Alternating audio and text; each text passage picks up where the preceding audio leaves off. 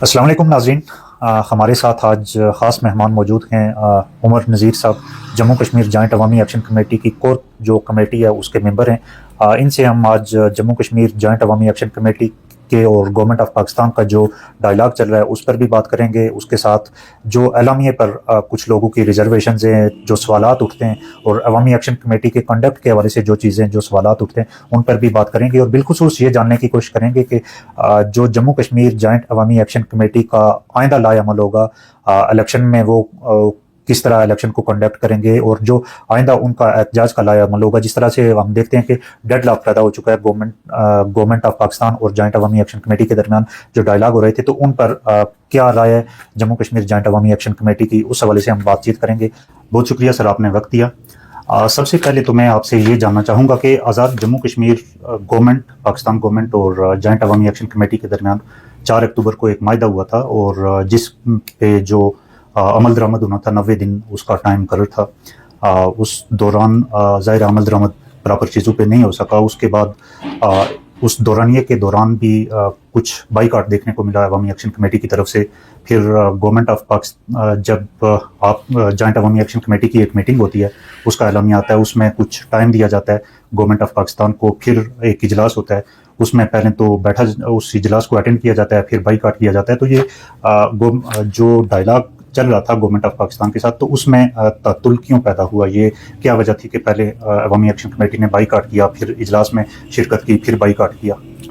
बिस्मिल्लाहिर्रहमानिर्रहीम। दानिश साहब, शुक्रिया आपका कि आप हमारी आवाज़ को, हमारे इस तहरीक को अवाम उन्नास तक पहुँचाने और हमारे जो व्यूज़ हैं उनको आप अरबाब इख्तियार और अवाम तक पहुँचाने का ज़रिया बन रहे हैं। 4 अक्टूबर को जब हमारा माहिदा हुआ तो उसके बाद उसमें एक तो 90 दिन की टाइमिंग उसकी तय हुई, सवाए जो एजे के बैंक था हमारा, क्योंकि उसके लिए 6 माह का वक्त था, और बाकी जितनी भी चीज़ें थी उसके लिए 3 माह का वक्त जो है वो हुकूमत की, तो उससे जो इम्प्लीमेंटेशन कमेटी थी जिसमें हुकूमत पाकिस्तान के नुमाइंदे भी शामिल थे, उनकी तरफ से मांगा गया। कुछ चीज़ों के अंदर में इस सारे अरसे में जो अभी यानी 4 अक्टूबर से आज 12 फरवरी है, इस सारे दौरानिया में जो मैं समझता हूँ कि सवाए इसके कि हमारा जो हेल्थ कार्ड है उस पर भी बहुत सारे हमारे कोई तफजात हैं, बहुत सारी उसमें भी ऐसी चीज़ें हैं कि जो जिसमें पेचीदगियाँ ऐसी रखी गई हैं जिसमें जो आवाम को जो उस तरह प्रॉपर ट्रीटमेंट का उसके अंदर ऐसी खामियाँ और ख़राबियाँ मौजूद हैं। लेकिन फिर भी मैं समझता हूँ कि ये एक हमारा, बाकी जितने भी हमारे मुतालबात थे स्वाइस के कि जो शोदा थी उनकी फैमिलीज़ को जो उसको मुआवजात थे ज़ख्मियों को भी अभी मुकम्मल मुआवजात अदा नहीं हुए, सिर्फ अलबत्ता शोदा की फैमिलीज़ को मुकम्मल तौर पर अदायगी हुई है। बाकी किसी भी मुतालबे पे हुकूमत की तरफ से अभी तक जो आएँ बाएँ शाएँ हैं चीज़ों को उसको डिले किया जा रहा है, डिले टैक्टिक्स इस्तेमाल किए जा रहे हैं, और कहा यह जा रहा है जी कि चीज़ें जो आपके मुतालबात हैं वो प्रोसेस के अंदर हैं, जो उसकी जो कानूनी तकाज़े हैं जो महकमा जात से, वो उस प्रोसेस को हम पूरा कर रहे हैं, लेकिन अभी तक कुछ नहीं हुआ। हमारा जो, जिस तरह आपने डेडलॉक के हवाले से कहा कि हमारा उनसे ये तय था कि जो ज़बानी तौर पर भी और हमारे उस एग्रीमेंट के अंदर भी ये चीज़ मौजूद है कि जब तक जो माजरीन की सीटें इनके फ्यूचर का डिसीजन होता, क्योंकि उसमें तय यही हुआ था कि एक हाई पावर कमेटी बनेगी जिसमें गवर्नमेंट पाकिस्तान के नुमाइंदे भी शामिल होंगे, जेके गवर्नमेंट के भी, और जॉइंट अवामी एक्शन कमेटी की, वो अपनी एक सिफारिशात मतलब करेंगी। एक तो उन्होंने इसमें डिले किया इस कमेटी बनाने में। फिर जब कमेटी बनाई तो कमेटी में फिर उन्होंने जो कमेटी बनाने के बाद और उससे कबल भी उन्होंने ये किया कि जो, क्योंकि ये तय था कि उनके जो उनकी वजारतें और उनके जो फंड्स हैं ये वक्ती तौर पर फ्रीज किए जाएंगे। लेकिन इसमें जो है उन्होंने ये किया कि उनको वजारतें तो नहीं दी गई, लेकिन उनको जो कायमा कमेटीज थी उनका सरबराह भी बना दिया गया, और साथ जो है उनके मेम्बरान भी बना दिया गया। वो जो कायमा कमेटी के चेयरमैन है उनका स्टेटस जो है एक मिनिस्टर से भी ज्यादा है, और उसके जो उनका प्रिविलेजेस हैं वो उससे एक मिनिस्टर से भी ज्यादा है। तो ऐसे में ये उनकी एक तरफ से एक वायलेशन हुई, जिस पे हमने प्रोटेस्ट किया। हमने कहा जी कि हम डेडलॉक पता हुआ, फिर उनकी तरफ से एक लेटर लिखा गया कि जिसमें उन्होंने कहा जी कि अगर आपको किसी चीज़ पे एतराज़ है, क्योंकि मायदे के अंदर भी एक ऐसी शिक मौजूद है कि अगर कहीं इस मायदे पे अमल दरामद में कहीं अगर प्रॉब्लम होती है तो जॉइंट एक्शन कमेटी जो है वो इस तहरीरी तौर पर आके आगाह करेगी। उसके तनाजर में, उसी शिक के तनाजर में हम हम उनके पास गए और अपने तफसात से आगाह किया। ठीक है। और सारा उसी पे हमने कहा जी कि जब तक आप इसका बैक स्टेप नहीं लेते, इससे सिलेंडर नहीं करते, उस वक्त तक हम आपके साथ नहीं बैठ सकते। ये हमारी डेडलॉक की जो वजह बनी। अच्छा, फिर आप एक मीटिंग में भी गए थे, उस मीटिंग में जाके फिर वहां से दोबारा से बाइकआउट किया था, तो उस मीटिंग में जाने देखिए, उस मीटिंग में जाने का मकसद हमारा, मैंने जिस तरह पहले कहा कि जो मायदे की रूह से हम इस चीज़ के एक अखलाकी तौर पर पाबंद थे कि अगर किसी इशू पे हमारी कोई चीज़ें कहीं खिलाफ वर्जी होती है तो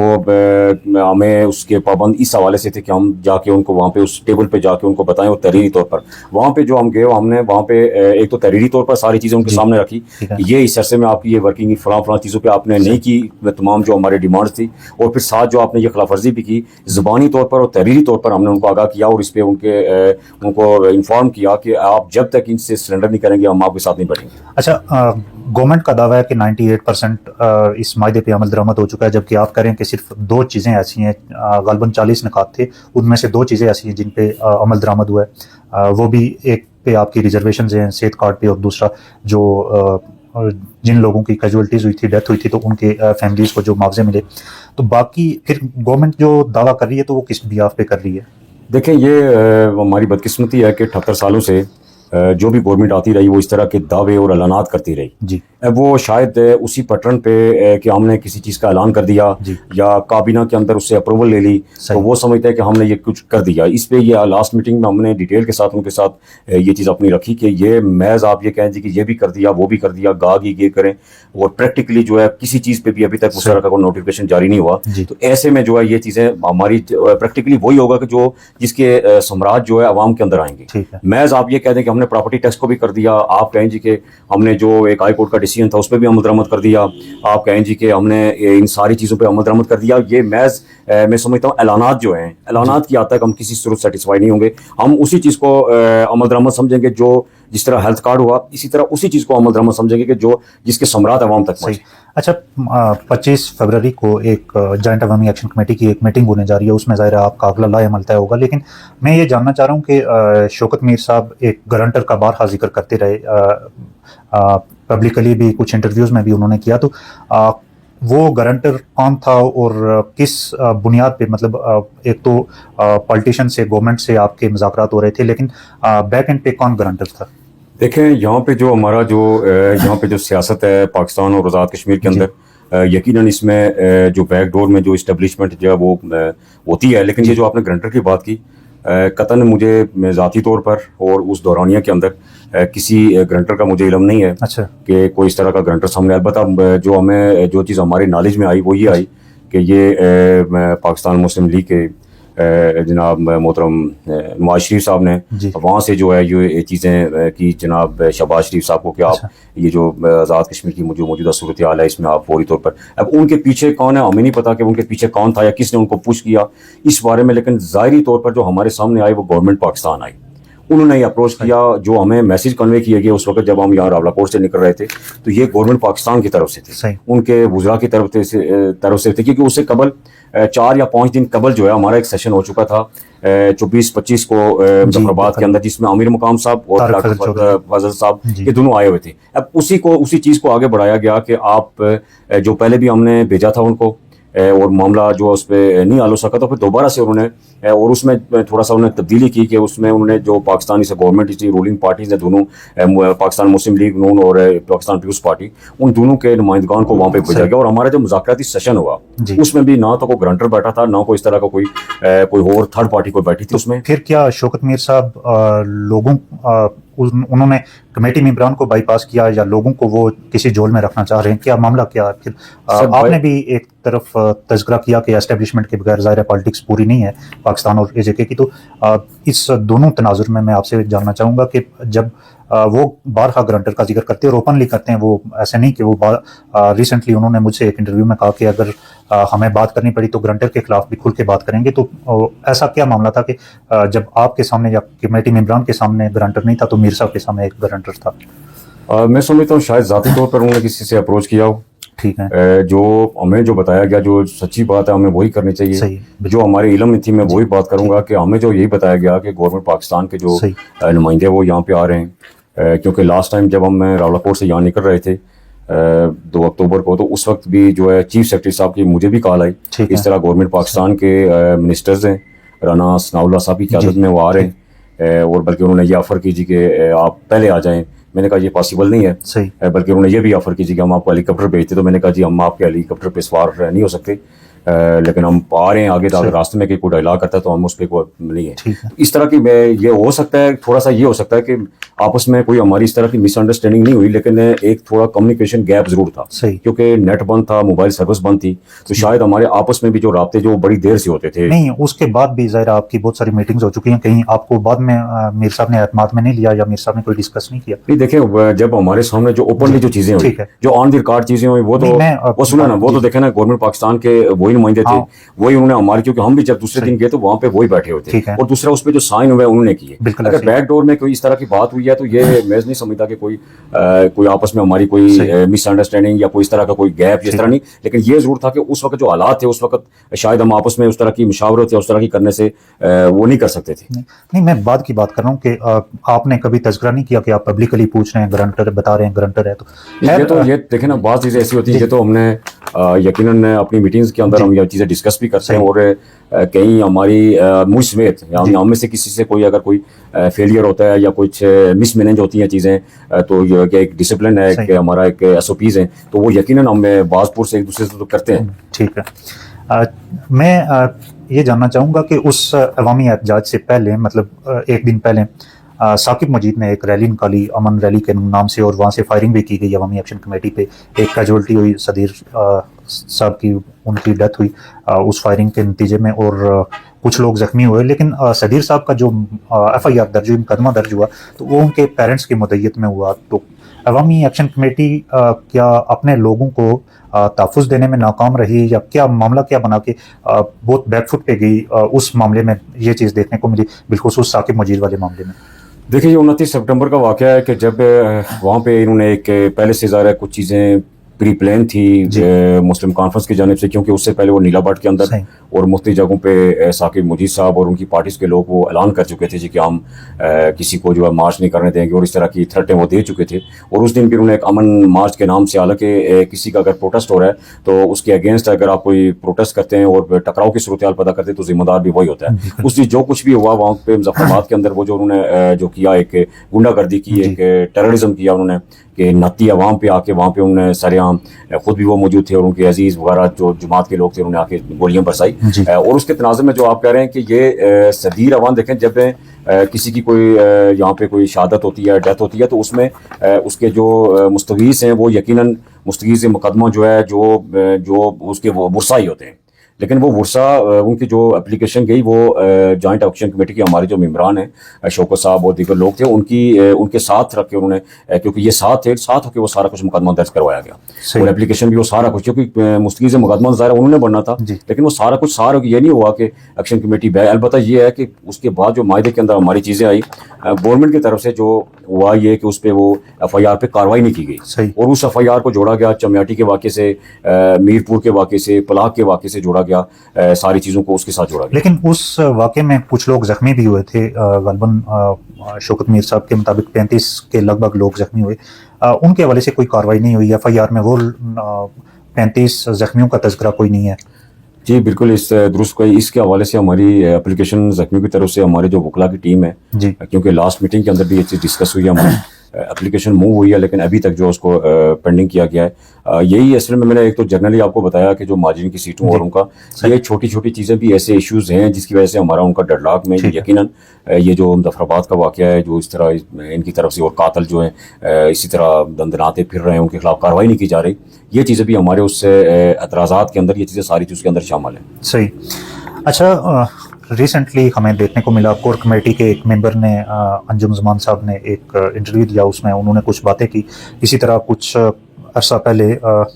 एक बाग में जब वज़ीर आज़म साहब तशरीफ़ लाए थे तो उनका इस्तकबाल किया गया था। तो क्या एक्शन कमेटी के कोई SOPs तय नहीं है कि एक्शन कमेटी का जो बयानिया है, जो नैरेटिव है, उससे बाहर निकल के बात नहीं की जाएगी, या अगर बातचीत कोई करता है उस नैरेटिव से बाहर, तो क्या उनके खिलाफ कोई तादीबी कार्रवाई नहीं की जाती? यकीनन ये पहले भी हमारे कुछ ऐसे मेम्बरान हैं जिनके खिलाफ इस तरह जो हमारा ज़ाब्ता इखलाक है, जो SOPs बने, उसकी कोई भी वायलेशन होती है तो उस पर यकीनन उनके खिलाफ तादीबी कार्रवाई भी होती है। पासपोर्ट्स भी होती है, नोटिस भी जारी होते हैं। ये जो आपने एक जिक्र किया अंजम साहब का, जी यकीनन ये जो उन्होंने एक इंटरव्यू दिया वो कोई जॉइंट अवामी एक्शन कमेटी का बयानिया नहीं है, ना पॉलिसी है जो उन्होंने बयान दिया, जो उन्होंने मैं समझता हूँ कि एक उनका ज़ाती हो सकता है, लेकिन जॉइंट अवामी एक्शन कमेटी का मसला नहीं, उन्होंने तो नाम तो अवामी एक्शन कमेटी का यूज सर, उसमें मसला ये है कि देखें ये कोई तंजीम नहीं है। जी तो एक तंजीम के अंदर एक मैं समझता हूँ एक मजबूत एक डिसिप्लिन होता है। जी ये एक आज़िद में हमारा एक इताद बना है। ठीक है। इसमें मुख्तलिफ नज़रियात, मुख्तलिफ सोचों के लोग इसके अंदर सही। शामिल हैं। वहीं यकीनन इसके होता है कि कहीं वो अपने उससे तजावज़ कर जाते हैं सही। या अपना उस नज़रियाती झुकाव की तरफ चले जाते हैं, जिसकी वजह से यकीनन हम बात पूछ करते हैं। इफ्तिखार ज़मान साहब का भी आपने जिक्र किया, उस पर भी यकीनन हमारी कुछ वजूहत ऐसी थी जो हमारे एक और कमेटी के बाकी मेंबर यहाँ पे मौजूद नहीं थे, कराची गए थे, वो वापस भी आ चुके हैं। तो उस पर भी हमारी लास्ट मीटिंग के अंदर भी एक उनसे बात पूछ भी की गई, और उस पर जो कार्रवाई बनती थी वो अभी प्रोसेस में, इंशाल्लाह वो कार्रवाई ज़रूर होगी। ये नहीं हो सकता मुझ समेत अगर कोई बंदा, मैं समझता हूँ कि जो हमारा जॉइंट अवामी एक्शन कमेटी का फोरम है जो उसके अंदर बिल्कुल वो जवाबदेह है। अगर कोई वायलेशन होती है, बाज़ दफ़ा छोटी मोटी चीज़ें होती हैं और यकीनन हमारी वहाँ पे बाज़ पोस्ट एक दूसरे से यकीनन ज़रूर होती है, वार्न भी किया जाता है, सारा कुछ किया जाता है। लेकिन जब इस तरह की ओपनली जिस तरह कोई ज़ाब्ता अखलाक की खिलाफवर्जी करेगा उसके खिलाफ कार्रवाई इंशाल्लाह आइंदा दिनों में आप पब्लिकली भी उसको देखेंगे। सही। आपने ये कहा कि खमांगी नहीं है नज़रियात में, चूँकि कोई नहीं, मैं उस हवाले से ये कहना चाहता हूँ, माजरत आपसे, कि मैं ये कह रहा हूँ कि ये जो हमारा इताद बना है इसमें मुख्तलिफ नज़रियात के लोग हैं। ठीक है। उसमें 100% आप चीज़ें कहें कि बिल्कुल एकदम उसके साथ चलें, ये काफ़ी ज़्यादा उस तरह की मुश्किल होता है। अलबत्ता ये ज़रूर है कि कोई भी तंजीम, कोई भी इताद या कोई भी मूवमेंट है, उसके अंदर अगर आप हैं, आपका डिसिप्लिन नहीं है, आपके कोई SOPs नहीं है, तो वो तो ज़ाहिर है वैसे ही वो आगे उसका चलना ही मुश्किल हो जाता है। ये तो बुनियाद है हमारे इस इताद की। उसमें मैं यकीनन बहुत सारे लोगों को मैं समझता हूँ, कोई नज़रियात की जो मैंने बात की कि वो एक ज़रा मुख्तलिफ नज़रियात के लोग बैठे हुए हैं, तो जब ये छोटी बाज़ ऐसी चीज़ें जो ना चाहते हुए हो जाती हैं, लेकिन उसमें ये है, उसमें जो तकाजा जो जिस तरफ आप इशारा कर रहे हैं कि यकीनन उस पर यह है कि बाज़ पुरस होनी चाहिए। ये नहीं होना चाहिए कि कोई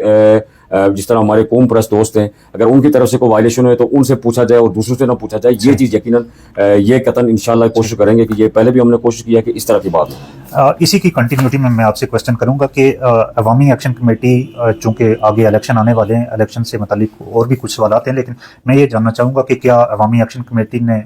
एक दो जगहों पे कहा कि अनअटेंडेड नहीं छोड़ेंगे, तो अवामी एक्शन कमेटी अगर इलेक्शन में जाती है तो फिर ये जो मुख्तलिफ ख्यालात के लोग हैं तो ये किस तरह यकजा होंगे? फिर इसमें देखें यह है कि जिस तरह जो हमारा इताद बना है, इसमें पहली बात यह है कि कोई पार्टी एज ए पार्टी जो है इसमें उस तरह शामिल नहीं है। जो भी है वो इसके अंदर जो है कुछ पार्टियों के जो निचली सतह के कारकुनान हैं या मुख्तलिफ ट्रेड्स के लोग हैं या मुख्तलिफ हमारे ट्रांसपोर्टर्स हैं या मुख्तलिफ लोग हैं, वो इसके अंदर शामिल हैं। तो ऐसे में जो है मैं समझता हूँ कि ये जो आपने कहा कि कोई इलेक्शन के हवाले से, पहली बात यह है कि इलेक्शन का जो इशू है मैं समझता हूँ कि अभी क्योंकि हमारा एक डिसिप्लिन है कि कोई भी जब हम डिसीजन करते हैं तो उसमें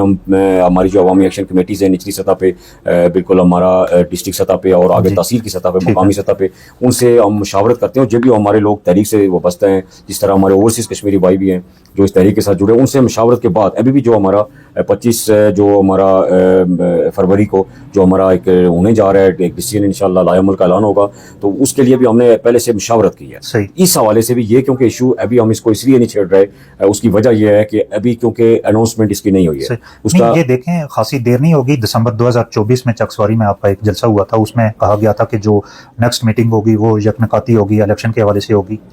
देखिए जब तक इसमें यह जो हमारा इस लास्ट मीटिंग में भी हमारा डिस्कशन जरूर हुई है, हमारी कोशिश होगी कि ये जो हमारी 25 वाली मीटिंग है इसमें भी हम इसको ज़रूर डिस्कशन में शामिल करेंगे। लेकिन उसके लिए हमें क्योंकि अभी हमें वापस जो है नीचे जाना पड़ेगा अपनी अवामी एक्शन कमेटी, क्योंकि हमारी जो अभी मशावरत हुई है वो मशावरत हमारी जो माहे की खिलाफवर्जी और आइंदा का लाएअमल, इस पे हमारी मशावरत हुई है, इस पे अभी मशावरत नहीं हुई। इस हवाले से कोई ज़ाहिर है इसका कोई मैं पॉलिसी बयान ज़ाहिर नहीं हो सकता। ज़ाती मेरी राय हो सकती है कि ये जो इलेक्शन, उस पर पहले भी हमने मुख्तलिफ स्पीचेस के अंदर भी कहा कि ये ज़रूर है कि हमारे साथ जो लोग जुड़े हैं मुख्तलिफ नज़रियात के, मुख्तलिफ पार्टियों के, जो तहरीक के साथ लोग जुड़े हैं, तो यकीनन ये नहीं होगा कि आगे इलेक्शन का मौसम आ रहा है और हम अपना जॉइंट अवामी एक्शन कमेटी इस मौके पे कहीं साइड पे होकर बैठ जाएगी और लोगों को उससे अपने रेमो को, इन्हीं के रेमो करम पर, इन सियासतदानों के रेमो करम पर छोड़ देगी। ये नहीं होगा। हम क्योंकि एक डेमोक्रेटिक प्रोसेस है यहाँ पे स्टेट के अंदर। हम कतन जो है, हम पहले भी ये कहते थे, अब भी कहते थे कि हम उससे डेमोक्रेटिक जो प्रोसेस है उससे इनकार नहीं कर रहे, उससे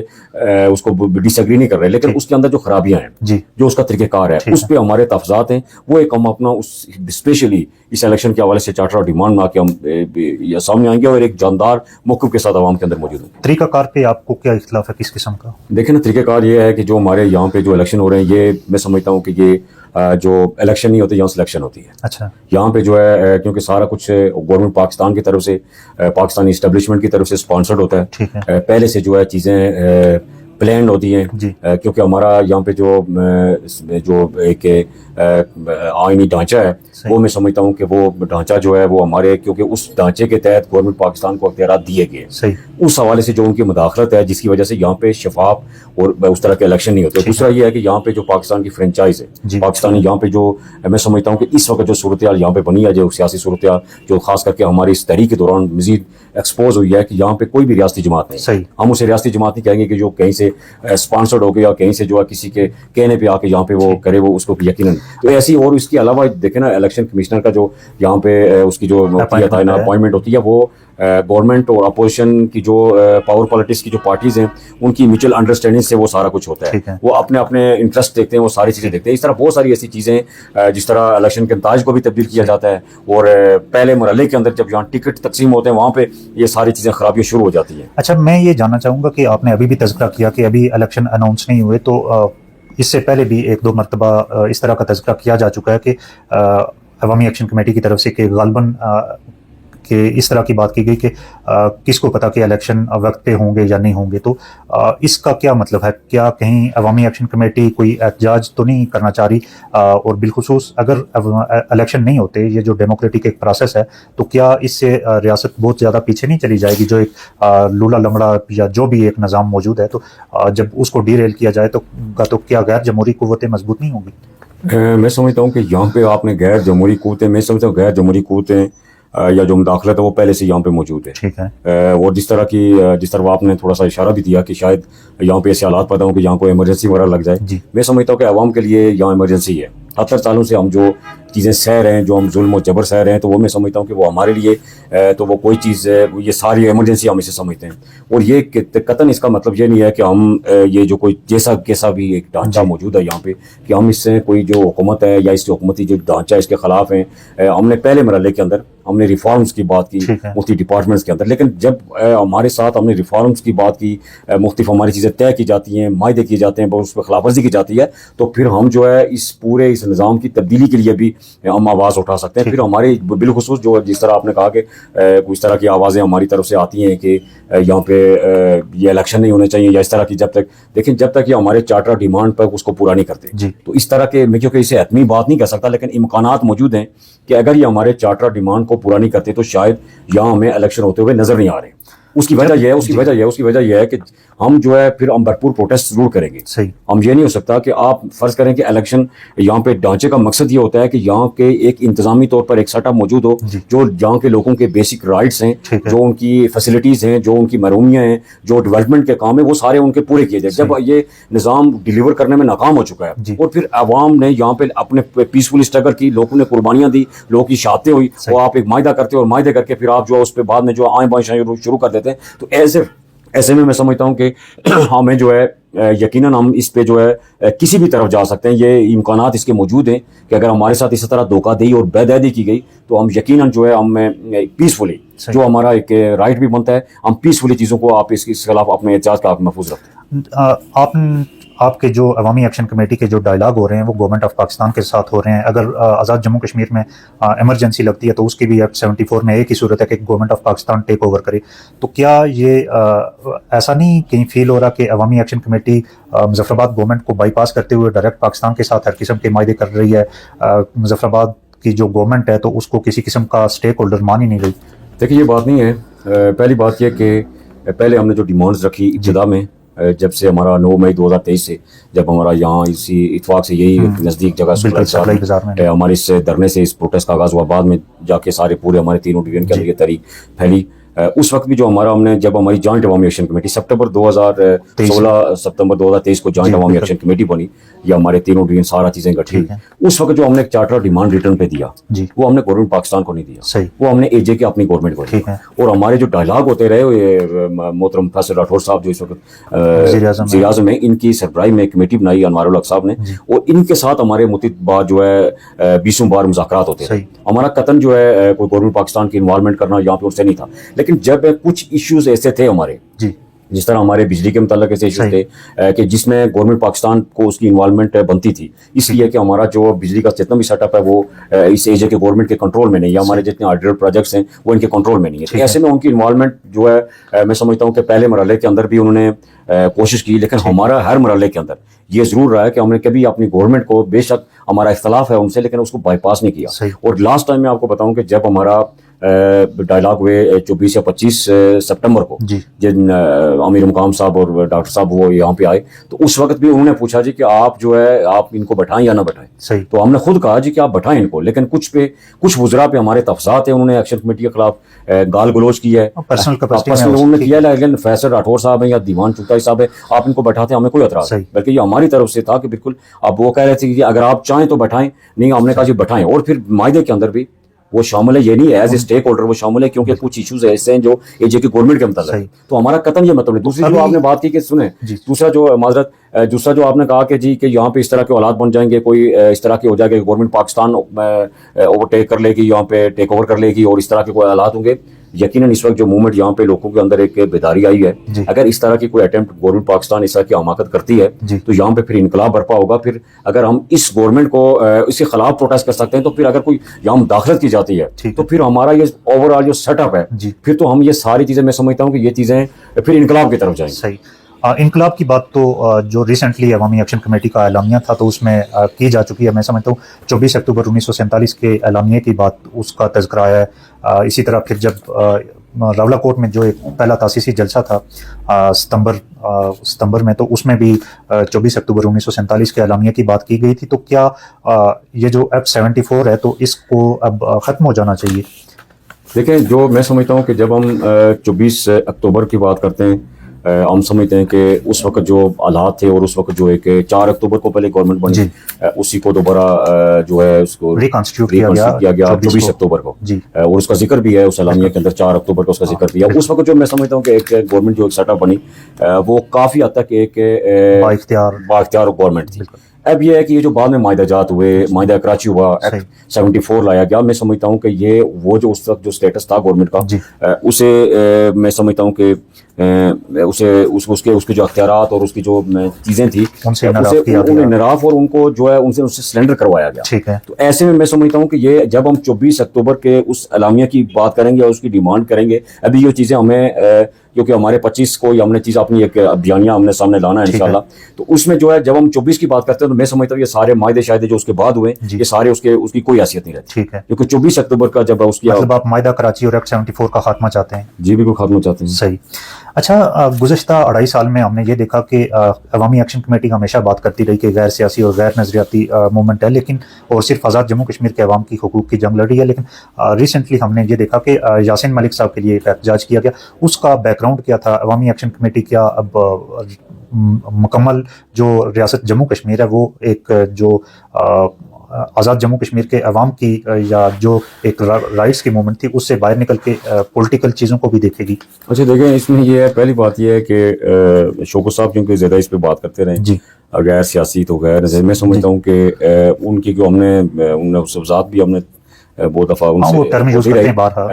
उनका जो अपना पॉइंट ऑफ व्यू है उनका ये था जी कि ये जो यहाँ पे रवायती सियासत है जी, मैं इससे जो कर रहा हूँ कि ये वो उस सियासत, वो जो एक गंदी सियासत है, हम उसका वो हिस्सा नहीं है, या ये जो राइट्स वाली मूवमेंट है ये वो सियासत नहीं है। मैं समझता हूँ कि इस पूरे में के तारीखी जो हक़ाइक़ जो आपके भी सामने पूरे हमारे जो 78 साल ये दौर है जो रियासत जम्मू कश्मीर के, इसमें समझता हूँ कि सबसे बड़ी नजरियाती और सियासी तहरीक है।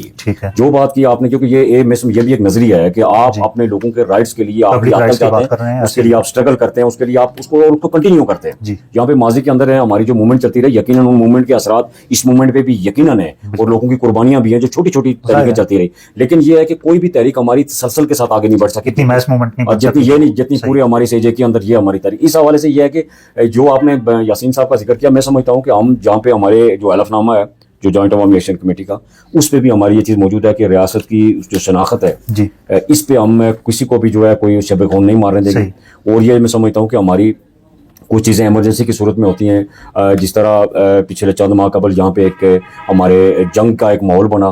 दोनों तरफ से, जिसमें हमारे कश्मीरी, उधर भी कश्मीरी मुतासर हुए, इधर भी कश्मीरी मुतासर हुए और इंसानी जानों का भी नुकसान हुए। तो ऐसे बाज़ मौके आते हैं, तो एमरजेंसी की सूरत में हमें कुछ चीज़ों पर जो है, जो रियासत की आज़ादी, रियासत की वदत, रियासत के शनाख्त के हवाले से हो, तो यकीनन हम उस पर कोई अब किसी के पाबंद नहीं है। हम उसमें आपस में एक डिसिप्लिन है, मशावरत करते हैं और उस पर हम कोई भी फैसला कर सकते हैं। यासीन मलिक साहब, क्योंकि हम ये समझते हैं कि इस वक्त जो है हमारी एज ए कश्मीरी हमारी जिम्मेदारी बनती है कि उनको जो है जदोजहद आज़ादी के जुर्म में वहाँ पे फांसी जो है देने की हिंदुस्तान की तरफ से कोशिश की जा रही है। तो ऐसे में जो हमारी एक एज ए कश्मीरी एक, और खाली यासीन मलिक नहीं, जितने भी हमारे हुर्रियत लीडर हैं जो इस वक्त वहाँ पे अरेस्ट हैं, उन सारों के हवाले से हमने ये किया था। तो ऐसे कश्मीरी हमारी जिम्मेदारी बनती है कि हमारा एक हुर्रियत रहनुमा है, ज़ाती तौर पर हमारे नज़रियाती और इस तरह की जॉइंट अवामी एक्शन कमेटी मुख्तलिफ नज़रियात के लोग हैं, इख्तलाफ राय हो सकता है, लेकिन उनकी जो स्ट्रगल है, उनकी जो सारा उन पर जो उन पर एलिगेशन है, उस हवाले से मैं समझता हूँ कि हम सारे लोग मुतफिक थे। उस हवाले से मैंने ये क्वेश्चन इसलिए किया कि चूंकि शौकत मीर साहब गारंटर का जिक्र करते हैं, तो ये स्टेट ऑफ पाकिस्तान की भी एक नैरेटिव है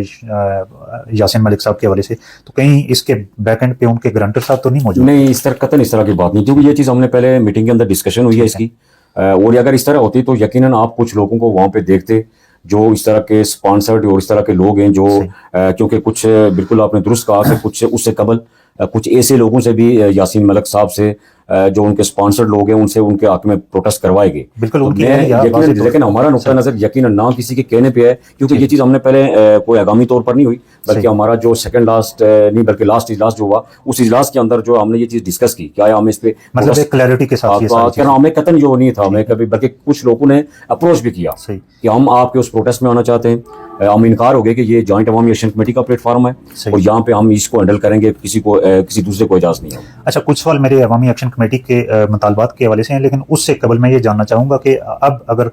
ज़ाहिर डायलॉग में एक डेडलॉक पैदा हो चुका है, सारी चीज़ें हैं, तो अब जो फर्दर जो भी लायामल होगा उसमें प्रोटेस्ट होता है या जो भी होता है, तो वो ये 53 यानी मुजफ्फराबाद के ऐवान के खिलाफ होगा या गवर्नमेंट ऑफ पाकिस्तान के खिलाफ होगा? चूंकि आपके डायलॉग गवर्नमेंट ऑफ पाकिस्तान के साथ चल रहे थे, गवर्नमेंट ऑफ पाकिस्तान के साथ मायदा हुआ। देखें, ये मैं समझता हूँ कि हमारी इस 78 साल दौर में जो एक पहला मायदा ऐसा है कि जो अवाम और गवर्नमेंट पाकिस्तान के नुमाइंदों के दरमियान हुआ। जॉइंट अवामी एक्शन कमेटी अवामी एक फोरम है, कोई इनफरादी कोई किसी चीज़ की कोई हैसियत नहीं है, उसके पीछे अवामी ताकत और अवाम है सारी, और अवाम की स्ट्रगल और कुर्बानी है। ऐसे में मैं समझता हूँ कि ये पहली बार ऐसा हुआ कि एजे के गवर्नमेंट क्योंकि चीज़ें डिलीवर करने में नाकाम हो चुकी है, जिसकी वजह से उन्हें यहाँ पे मुदाखलत की। और मैं समझता हूँ कि हाई ऑफिशियल जो पाकिस्तान गवर्नमेंट की और इतफाक से पाकिस्तान की जो बड़ी दो पार्टी हैं, जो सियासी जमातें हैं, जो गवर्नमेंट के अंदर साबिक भी रह चुकी हैं और मौजूदा भी उस गवर्नमेंट से उस वक्त मौजूद हैं, उन दोनों के उस कमेटी की जो वहाँ से आई, उसमें दोनों के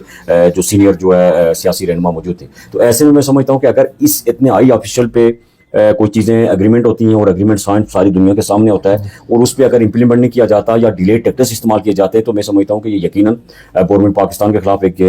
रद्द-ए-अमल भी होगा, एक अवामी नफरत भी पैदा होगी और यकीनन हम उनके खिलाफ भी प्रोटेस्ट करेंगे। इसमें बिल्कुल ये कोई दो यार नहीं है कि हम सिर्फ अपनी गवर्नमेंट के खिलाफ करेंगे। ये जो 53 का टोला है, ये तो यकीनन कसूरवार है ही, लेकिन इसके साथ अब गवर्नमेंट पाकिस्तान को भी यकीनन वो मैं अवामी एक्शन कमेटी के कुछ डिमांड्स जो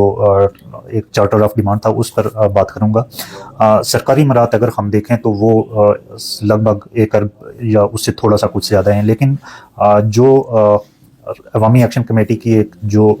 बिजली का मामला था, तो उसमें हम ये देखते हैं कि जो 5 kV से 160 kV तक है, तो उसमें जो महकमा बरकियात की तरफ से एक प्रेस रिलीज जारी की गई तो बताया गया कि 3 अरब रुपए का नुकसान हुआ है। तो इसमें मैं ये जानना चाहूँगा कि बहुत सारे हमारे जो पॉलिटिशियंस हैं तो वो कारोबार भी करते हैं, उनके बहुत सारे कारोबार ऐसे हैं जिनमें बड़े पैमाने पर बिजली इस्तेमाल होती है। तो क्या ये ऐसा मामला नहीं है कि जो बिलखुसूस जो बड़े कारोबारी हजरात हैं, जिस तरह मीरपुर में बहुत सारे होटल्स हो गए, इंडस्ट्रीज हो गई, मुजफ्फराबाद में जिनमें मिनिमम 5 kV से ऊपर की जो बिजली इस्तेमाल होती है, उस हवाले से मेरा क्वेश्चन है, ये पब्लिक जो रेजिडेंशियल बिजली है उस हवाले से नहीं है कि उनको जो जिन लोगों की हम मराहत के अगेंस्ट बात कर रहे हैं, सरकारी मराहत के, तो दूसरी तरफ उन्हीं को मरात दी जाती हैं, हालांकि उनका पब्लिक को कोई उस एसच फ़ायदा नहीं है। मैं कुछ प्राइवेट अगर स्कूलों की बात करें तो वो बड़ी बिजली इस्तेमाल करते हैं, बिजली की कीमतें कम होने की वजह से उन्होंने फीसों में कोई कमी नहीं की।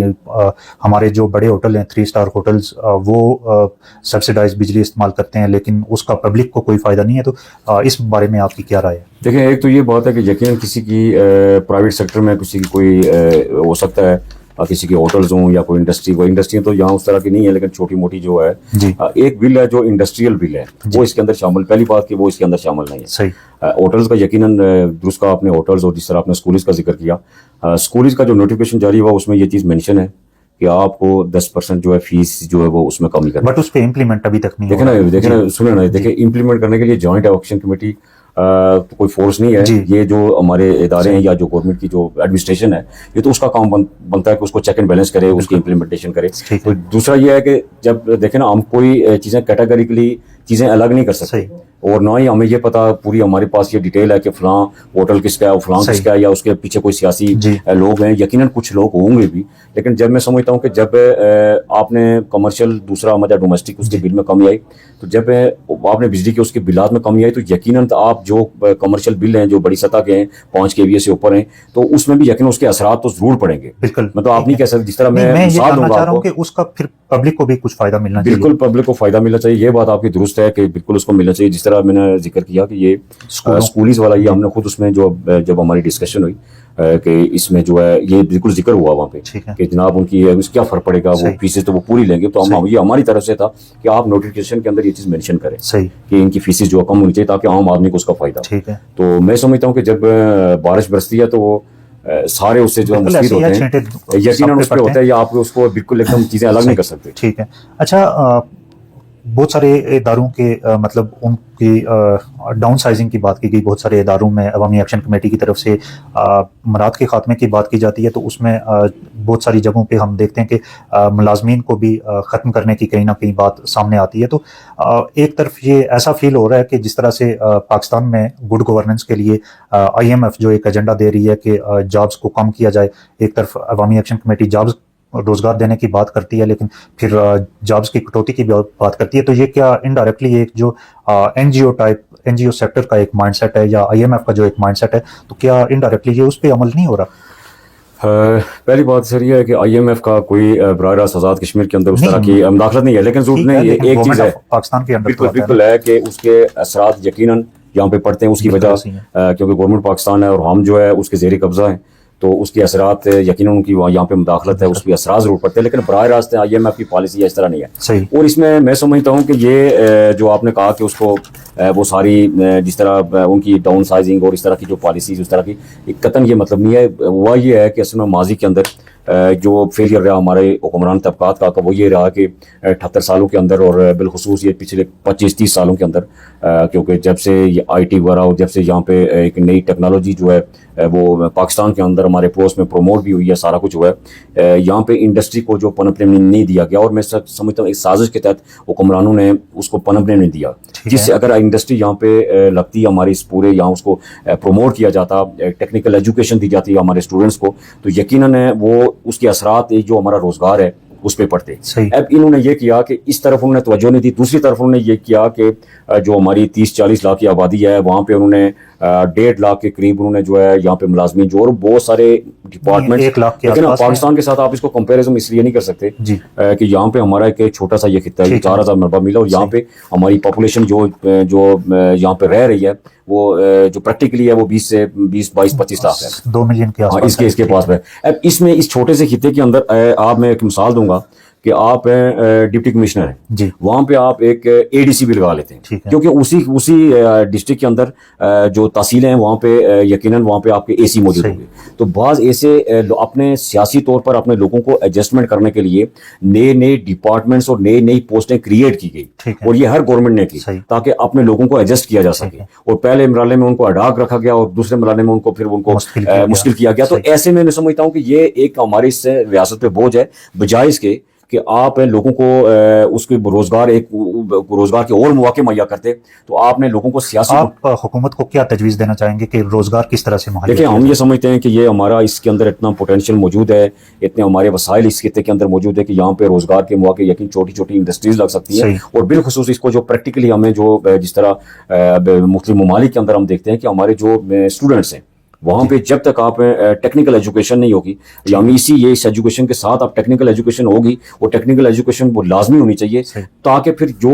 यहाँ पे हमारी छोटी छोटी इंडस्ट्रीज लग सके। सही। क्योंकि एक चाइना के अंदर आपने देखा कि वहाँ पे घरों के अंदर छोटी छोटी इंडस्ट्री लगी जी। है और वो गवर्नमेंट उनको सपोर्ट भी कर रही है। तो ऐसे में जब आप छोटी छोटी इंडस्ट्रीज लगेंगी तो लोगों को रोजगार के यहाँ मौके मिलेंगे। सही। ये जो बेरोजगारी और जो लोग हमारे बेचारे माशी जीलावतनी गुजारते हैं, जी। तो उसमें कमी आएगी, वो बड़ी सतह पर कमी आएगी। सही। तो ये मैं समझता हूँ कि बजाय इसके, और ये सरकारी सतह पर आप लोगों को मजीद सियासी तौर पर एडजस्टमेंट करने के बजाय यहाँ पे प्राइवेट सेक्टर के अंदर आप लोगों को इंडस्ट्रीज को फ्लो देने के लिए उनको इतनी फैसिलिटेट करें ताकि लोग ज्यादा से ज्यादा यहाँ पे रोजगार मौके मिल सही। सके। अच्छा, हेल्थ कार्ड पे रिजर्वेशंस आप पहले ही शो कर चुके हैं, लेकिन मैं भी कुछ चीज़ें ज़ाहिर डिस्कस करना चाहूँगा। ये कि हेल्थ कार्ड से अगर एक फैमिली को 10 लाख की उसको फैसिलिटीज़ मिलती हैं 1 साल के अंदर, तो अगर किसी एक पेशेंट की मेजर सर्जरी होती है फैमिली के अंदर, तो बाकी अगर फैमिली मेंबर किसी को ज़रूरत पड़े तो उसको वो फैसिलिटेट नहीं हो सकता। फिर ये सिर्फ कुछ स्पेसिफिक बीमारियों के लिए होगा, ज़ाहिर हार्ट सर्जरी हो गई, कैंसर हो गया, या फिर अपेंडिक्स और इस तरह के। तो इसमें करप्शन का भी एक हमें देखने को मिलता है कि बहुत केपीके के अंदर सिर्फ 2018 से 22 तक गालबन 27 बिलियन रुपए यानी 27 अरब रुपए की करप्शन हुई। और बल्कि एक रिपोर्ट के मुताबिक तो ये भी था कि सिर्फ एक डॉक्टर ने 30 लाख रुपए के 30 मिलियन यानी 3 करोड़ रुपए के सिर्फ अपेंडिक्स के जो ऑपरेशन किए, सिर्फ एक डॉक्टर ने। तो क्या इसमें बहुत बड़ी सतह पर करप्शन का एहतमाल नहीं है? और फिर जो अवामी एक्शन कमेटी का एक मुफ्त सेहत का यानी फ्री इलाज का जो एक कॉन्सेप्ट है, तो वो कैसे मुकम्मल होगा? देखिए, इसमें यकीनन जो जिस तरह हमारा डिमांड थी, मैं समझ डिमांड कुछ चीज़ों के लिए हमें कॉम्प्रोमाइज़ भी करना पड़ता है। सही। और कहीं हमें डिमांड जो है थोड़ी ज़्यादा करके करनी पड़ती है, क्योंकि कहीं बार्गेनिंग भी होती है। जिस तरह हमने मुतालबा किया था इब्तिदा में कि फ्री बिजली दी जाए, ठीक है, लेकिन फ्री बिजली नहीं मिल सकी, लेकिन लोगों को सस्ती बिजली मिली। सही। इसी तरह हमने फ्री इलाज की बात की, फ्री तालीम की बात की, तो यकीनन इस पे तालीम पे तो अभी कुछ नहीं हुआ। सही। और इस पे जो मैं समझता हूँ कि ये एक माजी के अंदर एक मैं समझता हूँ कि एक ऐसा प्रैक्टिस मौजूद थी हेल्थ कार्ड की सूरत में, जो पाकिस्तान के अंदर पीटीआई के उस टेन्योर में शुरू की गई। तो हमने उसी को फिर उसको बनाया कि पहले मरहले के अंदर कम से कम कुछ हमारे तो सारी पब्लिक को नहीं, लेकिन कुछ लोगों को तो उसका बेनिफिट्स मिले। ये हेल्थ कार्ड तो एक्शन कमेटी की डिमांड से पहले बजट में तय किया गया था, गो के जारी ज़ाहिर नहीं हुआ, लेकिन बजट में जून बजट में बिल्कुल और भी बहुत सारी चीजें की गई, लेकिन ऐलानात तो होते हैं यहाँ पे ऐलानात तो बहुत होते हैं, हर दौर में होते हैं, लेकिन प्रैक्टिकली तो सबसे ज्यादा मैं समझता हूँ कि हमारे ये इस दौरान मायदे के बाद सबसे ज्यादा इसमें जो रुकावट पैदा की वो की गवर्नमेंट ने की। ठीक है। या तो उसको वो अपने उस पर कैश करवाना चाहती थी, या उसके पीछे क्या मकासद से हमने उसे कह सकते। दूसरी बात मैं समझता हूँ कि इससे ये नहीं है कि आप ये कहें कि कुछ लोगों को एक बहुत जो गरीब तबका है, जो ऐसे पेशेंट्स हैं कि जो अफोर्ड नहीं करते, जब उनको एक्सपेंसेस बताए जाते हैं कि आपके बीमारी पे, तो वो बेचारे मरीज को भी नहीं बताते, और वो अफोर्ड ना करने की वजह से वो मरीज को घर ले जाते हैं, उसे लाइलाज करा करके वो जो मौत का उसका इंतजार करता रहते हैं। तो ऐसे में ऐसे लोगों की यकीनन एक हौसला अफजाई भी हुई है, मिला उसमें खराबियां मौजूद हैं। जो करप्शन की आपने बात नहीं, मैं समझता हूँ कि करप्शन तो पहली बात है कि करप्शन नहीं होनी चाहिए, और करप्शन ही ऐसी चीज है कि जिसकी वजह से हमारा ये पूरा स्टेट का जो सिस्टम है वो सारा मफलूज हो चुका है। तो इस तरह हर डिपार्टमेंट के अंदर करप्शन मौजूद है। इस हेल्थ के अंदर इससे केवल भी करप्शन, यानी हेल्थ कार्ड को आप एक साइड पे रखें, हॉस्पिटल्स के अंदर जो मेडिसिन मरीजों के लिए आती हैं वो उन्हें नहीं दी जाती। जो मैं बजट देख रहा था गवर्नमेंट का, मतलब 2024-25 का और 25-26 का और 2023-24 का, तो उसमें जो बिजली सब्सिडाइज होने के बावजूद जो उसमें बिजली के एक्सपेंसेस हैं वो बतदरीज बढ़ते जा रहे हैं कम होने के बजाय। तो ये ज़ाहिर है एक बड़ी वजह है। देखिए, उसमें ये हमारा डिवीजनल हॉस्पिटल है, जिसकी मैं एक एग्जांपल दूंगा, क्योंकि बहुत सारी चीज़ें डिस्क्लोज भी होती हैं और लीक भी होती हैं, अंदर उनकी अमले की जानिब से भी होती हैं। यहाँ पे सरकारी तौर पर मेडिसिन भी आती हैं और मेडिसिन को रोक के रखा जाता है, और फिर जब उनकी नियर एक्सपायरी होती है तो यहाँ पे हमारी एक क्योंकि आप मुकामी है, ठड्डी कस्सी है, यहाँ पे जो कचरा कूड़ा फेंका जाता है, तो यहाँ पे साल के एंड पे वहाँ पे कुछ लोगों ने मुशाहिदा भी किया कि उन मेडिसिन जो एक्सपायरी, यानी कि एक तो बजट मुख्तस हुआ, मेडिसिन जो भी बजट मौजूद है, जो मेडिसिन के हवाले से बिलखुसूस, वो भी प्रॉपर लोगों तक नहीं पहुंचा रहे। पेशेंट को देने के बजाय वहाँ आप पे उनको तलब कर वहाँ रहे पे हैं। ये नहीं है कि आप सिर्फ कोई वहाँ पे ओपनली है सही। कि सिर्फ आप कोई मुस्तहिक लोग हैं उनको देंगे, वो तो ओपनली है कि जो भी पेशेंट जाएगा जी। आप उसको मेडिसिन दें। वहाँ पे सही। जो तरीकेकार है करप्शन उसके अंदर भी होती है। सही। तो ऐसे में मैं समझता हूँ करप्शन रोकना ये गवर्नमेंट की जिम्मेदारी है, इदारों की जिम्मेदारी है। इसके अंदर जो खामियां हैं जो इस हेल्थ कार्ड का आपने जिक्र किया, उन खामियों को दूर होना चाहिए ताकि इस करप्शन के रास्तों को रोका जा सके। और कोई भी इस तरह क्योंकि हमने पूरा अपना एक प्रपोजल बना के जी। वो जो हॉस्पिटल्स की लिस्ट वगैरह इस सारी हवाले से, बल्कि हमारा ये भी था कि आप कुछ कंपनीज हैं उनको मेंशन करें, क्योंकि यहाँ पे जो मुशाहिदे के अंदर भी आया, मैंने खुद प्रैक्टिकली भी देखा कि जब साबिक जहाँ पे हेल्थ कार्ड था कि यहाँ पे जो मरीज एडमिट होते हैं तो उनके जो सर्जन हैं, जी। डॉक्टर हैं, वो एक मेडिसिन लिखते हैं। ज़ाहिर डॉक्टर्स हैं, बाज़ में समय क्वालिफाइड डॉक्टर हैं, वो अपनी तरफ से वो एक दयानतदारी से वो अपने उस मेडिकल साइंस के हवाले से कि जो अच्छी मेडिसिन है जो मरीज को फायदा पहुंचा सके, एंटीबायोटिक को इंजेक्शन जो अच्छी मल्टीनेशनल कंपनी के वो लिख लेते हैं। लेकिन होता यह है कि वहाँ से जो वॉचर बना के आता है जो मेडिकल स्टोर होता है उस पर, ये जो हेल्थ कार्ड के उस पर फैसिलिटीज़ पे, तो वो उसके जो अल्टरनेट है जो लोकल कंपनीज की वो मेडिसिन उसको दी जाती है, कहते हैं सेम फार्मूला सेम है। तो इस तरह की चीज़ें यकीनन मौजूद है। तो इस पर मैं समझता हूँ कि जब तक ये तो यहाँ पे इस पर थोड़ी सख्ती नहीं होगी जो गवर्नमेंट की जानिब से, क्योंकि ये चीज़ें उनकी गवर्नमेंट को, क्योंकि जितनी पैसा इसमें सेव होगा इतना ज़्यादा से ज़्यादा लोग मुस्तफीद होंगे। अच्छा, नेशनल ग्रिड, आज़ाद जम्मू कश्मीर में नेशनल ग्रिड का क़याम एक मुतालबा शुरू से रहा है। 13 मई 2024 के से अब तक के जो एलामिये अवामी एक्शन कमेटी में आए तो उनमें ये नेशनल ग्रिड का मुतालबा हमें देखने को नहीं मिलता। और फिर ये जो 4 अक्टूबर 2025 के जो डायलॉग हुए तो उनमें भी हमें उस एलामिये में या जो एक एग्रीमेंट होता है तो उसमें देखने को नहीं मिलता। तो क्या ये कहीं जल्दबाजी में स्किप हो गया या अवामी एक्शन कमेटी उस मुतालबे से पीछे हट गई? वजह क्या? और नेशनल ग्रिड की वजह से ना होने की वजह से गवर्नमेंट ऑफ पाकिस्तान ये क्लेम करती है कि वो एजेके को 108 अरब रुपए की सब्सिडी देती है डिस्कोस को, जो डिस्ट्रीब्यूशन कंपनियां हैं। तो एक इंतजामी फैसले पर इतना ज़्यादा दबाव क्यों नहीं दिया जा रहा, जबकि ये किसी किस्म की मराद से भी बहुत बड़ा ये रिलीफ होगा आज़ाद जम्मू कश्मीर के अवाम के लिए? देखिए हमारे जो 38 नकात थे जी, चार्टर ऑफ डिमांड, ये कतन ये हमारे उस डिमांड के अंदर शामिल है, उससे नहीं निकला। ठीक है, अभी उसके अंदर शामिल है बहुत सारी ऐसी चीजें, क्योंकि हमारे डायलॉग की बात करूं, मैं उसमें बता रहा हूँ आपको कि हमारा ये था कि जो हमारे 38 नकात हैं, अब 38 नहीं थे, 38 के अंदर उसकी जुजियात भी शामिल थी। जिस तरह बिजली के मुतालिक हमारे को 10-12 से मुतालबात उसके अंदर शामिल है, इस तरह आटे के मुतालिक है, इसी तरह हमारे हाइड्रो प्रोजेक्ट्स के मुतालिक है, ये भी हमारा उसी टॉपिक के अंदर शामिल है। ये जो नेशनल ग्रिड स्टेशन और यहाँ की जो लोड शेडिंग है, इसको फ्री लोड शेडिंग जरूर करार दिया जाए। इसमें यह हुआ कि जब हमारे उस वक्त जो हमारे इनकी तरफ से जो ऑफर आई जी, वो ये आई कि वो भी तो हमने अपनी तरफ से मतलब ज्यादा से ज्यादा हम कोशिश की कि उसमें ज्यादा चीजें शामिल करें। ऑफर ये आई थी जी कि जनाब आपका जो चार्टर डिमांड है वो अपनी जगह कायम दायम है, इस वक्त जो जिस पे आप अपनी कॉल जो आप कर सकते हैं, यानी जो चीजें इमरजेंसी नवीयत की हैं आप उसको जो है वो शामिल करें, जिस पे आप आपकी इस वक्त जो मार्च है, ये जो कॉल है, ये जो यहाँ पे जो हालात खराब हुए इसको आप ये जो कंट्रोल किया जा सके। तो ऐसे में वो ये बहुत सारी ऐसी चीजें, जिस तरह हमारा ये था जो स्पेशल पर्सन का कोटा था, यहाँ पे 1% है, उस पर हमारी डिमांड थी कि उसको 5% किया जाए। पाकिस्तान के मुख्तलिफ सूबों के अंदर 5% है, मुख्तलिफ ममालिक के अंदर, तो वो हमारी उस चार्टर डिमांड के अंदर शामिल है, इस एग्रीमेंट के अंदर शामिल नहीं है। लेकिन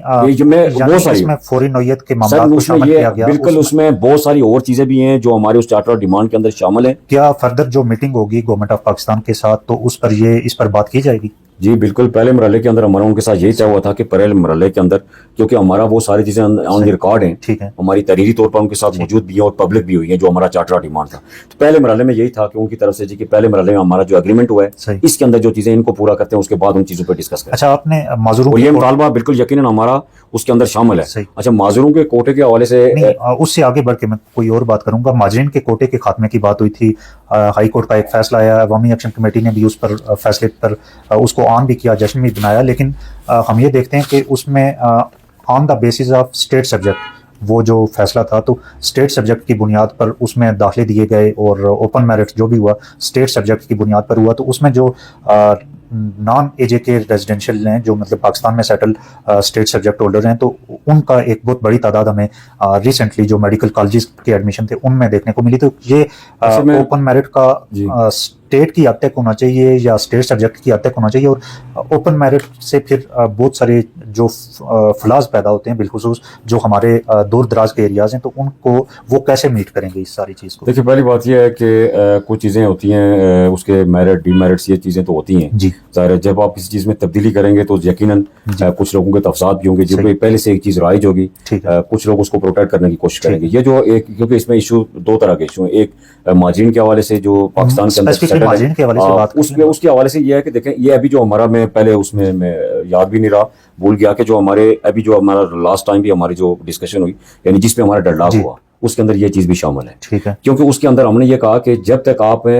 उनके, एक तो आपने उनका मिनिस्टर्स वगैरह और उनके फंड्स और साथ उसका कोटा भी आपने रोकना था, जी। यानी जब तक ठीक आप है। इसका कोई डिसीजन होता, और हम ये समझते थे कि जितना क्योंकि जब ये कोटे का ये चीज़ से फ्रीज की जाएगी तो फिर जल्द अज जल्द इस मामले को यकसूख भी किया जाएगा, माजरीन वाले इशू ठीक को। है। तो इसकी भी उन्होंने वायलेशन की। अभी ठीक जो है। बिल्कुल आपने दुरुस्त कहा, अभी जो एडमिशन हुए हैं जो हमारे मुख्तलिफ कॉलेजेस के अंदर जो स्टूडेंट्स गए हैं, उसमें बड़ी तादाद में, उसमें असल जो मसले में जो खराबी है, हम ये समझते हैं कि जो स्टेट सब्जेक्ट है, जो जाली स्टेट सब्जेक्ट बनाए गए जी। वो हमारे जो है रियासत जम्मू कश्मीर के शहरी नहीं है, और जिस पे हमारा ज़्यादा फोकस और ज़्यादा एतराज़ और ज़्यादा प्रोटेस्ट भी है कि जो कुछ मेंबरान असम्बली भी जो पाकिस्तान में मुकीम है और हैं कुछ उनके बिहाव पे, उनकी अप्रूवल, उनके बिहाव पे बहुत सारे लोगों को स्टेट सब्जेक्ट जो है जाली स्टेट सब्जेक्ट जारी किए गए हैं, जिनके मुख्तलिफ कोर्स में भी उनके जो है इस तरह केसेस वगैरह भी चल रहे हैं, कुछ डिसीजन भी हुए हैं। तो इस हवाले से यह है कि पहले तो इसका मैकेनिज्म, इसको शफाफ बनाने की जरूरत इसके अमर की है। ये चीज़ें असल में, ये सारी चीज़ें हमारी वो जो आई पावर कमेटी है, ठीक है, जो जिसका इशू माजरीन और कॉन्स्टिट्यूट तो हो चुकी है, उसमें ये चीज़ें डिस्कस होकर अभी इनका डिसीजन होना है कि आया इस कोटे का जो बिलखुसूस जो कोटा उनके हवाले से कोटा है, उसके बारे में क्या होगा। हमारा ये मौक़िफ़ इसमें ये था जो एजेके के हवाले से, वो ये था स्पेशली कि जो हमारा स्टूडेंट्स है, कोई वहाँ पे अगर किसी इलाके के अंदर गवर्नमेंट की तरफ से की एजुकेशन की फैसिलिटीज़ नहीं है तो ये गवर्नमेंट की जिम्मेदारी बनती है। हमारा ये था कि अगर कोई बच्चा जो है वो उसका तल्लक बिला तखसीस किसी भी डिस्ट्रिक्ट से, अगर वो उसने नंबर ज्यादा लिए हैं, वो टॉपर है, मेरिट पे आ रहा है, तो कम अज कम उसकी आग तलफी न हो, यानी इस बुनियाद पे आग तलफी न हो कि इसका डिस्ट्रिक्ट कोई और है। अगर किसी एक डिस्ट्रिक्ट के लोग ज्यादा है, कोई उसमें बच्चे मेहनत करते हैं तो उनका हक बनता है। ये कतन जब वो एक टेबल जाके एक क्लासरूम में बैठते हैं तो वहाँ पे जो है एक कम नंबर लेने वाला भी वहाँ के जाके बैठता है जिसकी परसेंटेज 65 से भी नीचे होती है, और एक 90 और 90.9 और सब। उसके लिए तो फिर जो हमारा निज़ाम तालीम है वो यकसा होना चाहिए, तमाम लोगों को सेम फैसिलिटीज़ होनी चाहिए सर। उसके हवाले से बिल्कुल हमारा, क्योंकि मैं पहले भी जिक्र किया कि बहुत सारी ऐसी चीज़ें हैं जिस तरह हमारी एजुकेशन के मुताल्लिक़ हैं, बिल्कुल हमारा ये जो आपने निसाब की बात की वो उस पर हमारी डिमांड भी है, और साथ फ्री एजुकेशन के साथ हमारा ये भी है कि कोई प्राइवेट सेक्टर है या गवर्नमेंट सेक्टर है, उसमें हर लिहाज में आपका जो निसाब इक्वल होना चाहिए। अच्छा, अभी सोराब बरकत के हवाले से आपने भी मुख्तलिफ जगहों पर बात की, एलामिया में भी शामिल हुए, एक दो जगह मुतबादिल सफरी सहूलियात की बात की गई, तो वो मुतबादिल सफरी सहूलियात क्या हो सकती हैं? वो तो ज़ाहिर है फिर किसी दूसरे मुल्क के साथ ही हो सकती हैं, वो इंडिया, अफगानिस्तान, चाइना। तो ये मुतबादिल सफरी सहूलियात हमने इसलिए बात की कि हमारा जो ये डिस्प्यूटेड एरिया है, अभी इसका डिसीजन होना बाकी है। ठीक है। गो के जो यूनाइटेड नेशन की रेजोल्यूशंस हैं, जो सलामती काउंसिल की, उसके मुताबिक उसकी वायलेशन की गई, यहाँ पे भी की गई और इंडियन हेल्थ कश्मीर में भी की गई। ये जो हमारी जो एक, मैं समझता हूँ कि ये कोई लोकल अथॉरिटी उसके मुताबिक बननी थी, एक गवर्नमेंट बननी थी एक लोकल अथॉरिटी के तौर पर। अब लोकल अथॉरिटी और उसका भी पब्लिक से जो है पब्लिक के जरिए बननी थी। अब यहाँ पे लोकल अथॉरिटी नहीं बल्कि कॉलोनी बनी है, ये पाकिस्तान की यहाँ पे एक कॉलोनी तौर पर हुआ है, बहुत सारी वायलेशन भी की गई। तो इस हवाले से मैं समझता हूँ कि हमारा यकीनन इस पे वो ये है कि ये जो यहाँ पे जो मुतनाज़ा जो रियासत के हवाले से जो मुतनाज़ा रियासत का जो स्टेटस है, वो हमारा उस स्टेटस मुतनाज़ा रियासत का नहीं है, बल्कि यहाँ पे हिंदुस्तान और पाकिस्तान दोनों की तरफ से दोनों खितों के अंदर मुदाखलत की गई है, उन यूनाइटेड नेशन की रेजोल्यूशन की खिलाफवर्जी की गई है। ऐसे में मुतबादिल हमारी डिमांड देखो यूनाइटेड नेशन से हो सकती है, हमारी किसी और मुल्क से नहीं, बल्कि जब तक हमारा डिसीजन होता है, हमारी जब हमें जो भारतीय मकबूजा जम्मू कश्मीर के शहरी है उनको भी सफरी मुश्किलात होती हैं, हमें भी मुश्किलात होती है, तो इसमें हमारी डिमांड जो है यूनाइटेड नेशन से हो सकती है। लेकिन यूएन की कोई इस तरह की आज तक एग्जाम्पल सेट नहीं है कि वो किसी को पासपोर्ट फराहम करे। देखिए, जब हमें सफरी मुश्किलात हैं, हमें प्रॉब्लम पता की जा रही हैं, तो फिर हमारी जो है इसको डिसीजन करें। 78 साल हो चुके हैं, तो इसके फ्यूचर का डिसीजन करें। अगर यूनाइटेड नेशन के दोनों ममालिक, तीनों ममालिक, चाइना, पाकिस्तान, इंडिया, उनके मेंबरान हैं, और पहले से इंडिया पाकिस्तान जो है इस हवाले से यूनाइटेड नेशन में जा चुके हैं, तो उसको सेटल करें, इसको हमारे फ्यूचर। ये तो यही चीज़ें हैं कि जो हमारे उस तरफ जाएंगी, जो हमारे इससे रियासत के जो मुस्तकबिल के उसके तयन की तरफ जाएंगी। ये ज़ाहिर कुछ चीज़ें स्टेप बाय स्टेप चीज़ें ज़ाहिर आगे होती हैं। अच्छा, आखिरी सवाल मेरा ये है कि जो आपकी फर्दर स्ट्रगल होगी तो वो एक्ट 74 के अंदर ही रह के होगी, या एक्ट 74 के उसको ख़त्म करने के लिए, या जिस तरह आपने पहले बात की कि जो ऐलान आज़ादी था 24 अक्टूबर 1947 का, उसकी बाली और बाकी तमाम मायदों के खात्मे के लिए होगी? देखिए, हम ये समझते हैं ज़ाती तौर पर, और जॉइंट अवामी एक्शन कमेटी भी ये समझती है